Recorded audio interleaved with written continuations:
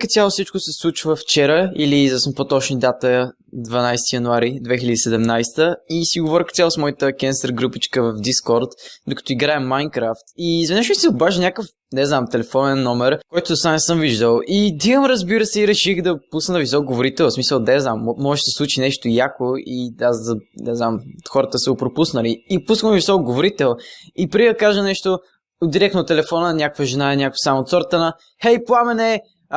Гледаш ли БНТ 1? И аз съм някакво: "Не." "А какво правиш тогава?" Аз някакво: "Играя."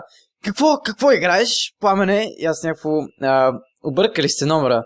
Тя вика: "Объркал ли съм го?" "Кой е на телефона?" Аз: "Над, но сте объркали телефона." И тя вика: Над ли?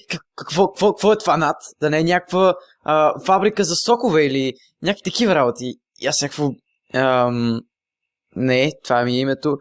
Тя: "Добре, а гледаш ли БНТ 1? И аз някакво: "Не гледам." "Ами, пускай БНТ 1 и гледай баскетбола." И аз някакво: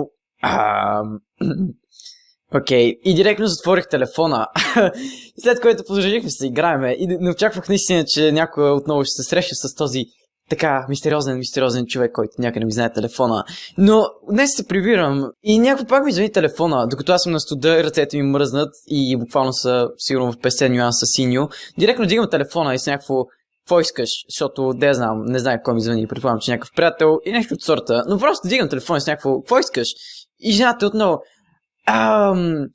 "Какво става? Къде си, Пламене?" И аз някакво: "Объркали сте номера отново." И жената на телефона е също време нещо от сорта на: "Моля, ами с кой говоря?" И аз буквално бях с някакъв ядосан, понеже, ръцете ми бяха студени. И бях някакво: "Говорите за фабриката за сокове, госпожо. Довиждане." И директно ми затворих телефона. Но да, цяло, това беше от тази история, направена от Golden GFX. Може да се абонирате за него долу в описанието. Да, цяло, това беше всичко от мен и се видим в следващото видео.